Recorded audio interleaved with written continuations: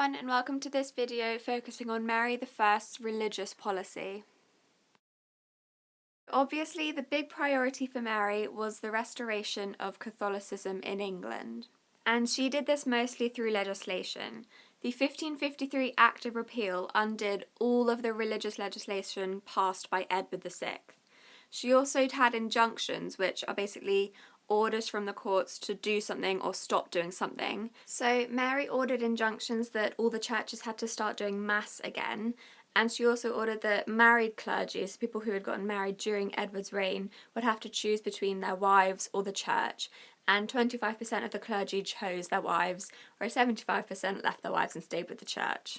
In 1554, the government agreed to bring back heresy laws, and heresy laws were basically if you were a different religion to the monarch, you could be arrested and executed for being a heretic.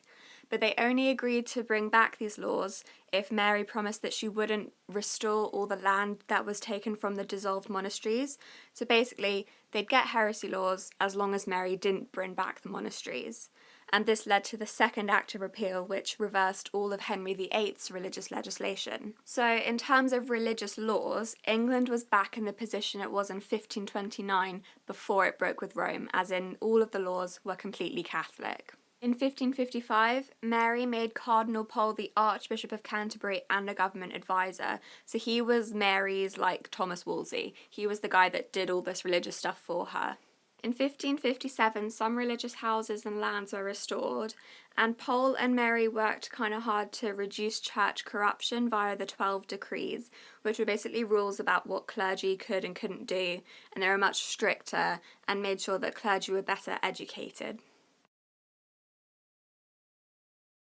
Now focusing on whether her Catholic restoration was supported or opposed.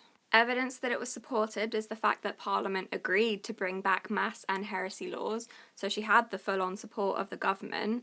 However, evidence that it was opposed is the fact that Parliament only worked with her because she promised things in exchange, like she wouldn't restore monasteries if they passed her laws. Also, there were 19,000 copies of the 1552 Book of Common Prayer in circulation, and 800 Protestants had fled to other European countries in exile.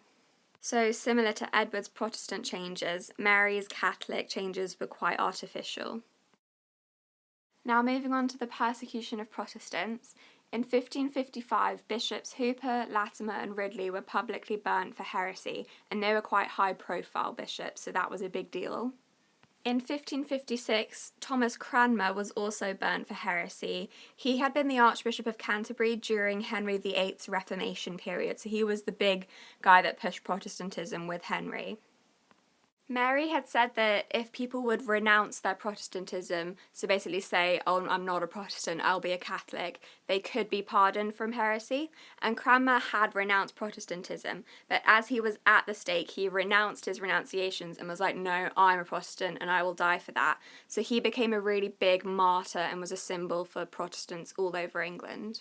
A total of 285 people were executed for heresy by the end of Mary's reign in 1558, and they were mostly in the southeast of England as that's where Protestantism was strongest. And we know all this from the Book of Martyrs written by this guy called Fox. He basically detailed all the people that were executed and published it, and it was just a really big book at the time to encourage people to keep being Protestant. So, was Mary's Catholic restoration a success or a failure? She had quite a strong base to bring back Catholicism from the later years of Henry VIII's religious policy when he reverted back to Catholicism. Also, English services were voluntarily given up for Latin. When she first arrived in London, people started doing Mass by themselves, despite the fact that it was still illegal under Edward VI's laws. Cardinal Pole's plans for clerical reform were sort of effective, and she had Parliament on her side and managed to get them to agree to Mass and heresy laws. Parishes were quick to bring back all the altars and images and statues. Her Spanish marriage was more unpopular than her bringing back of Catholicism.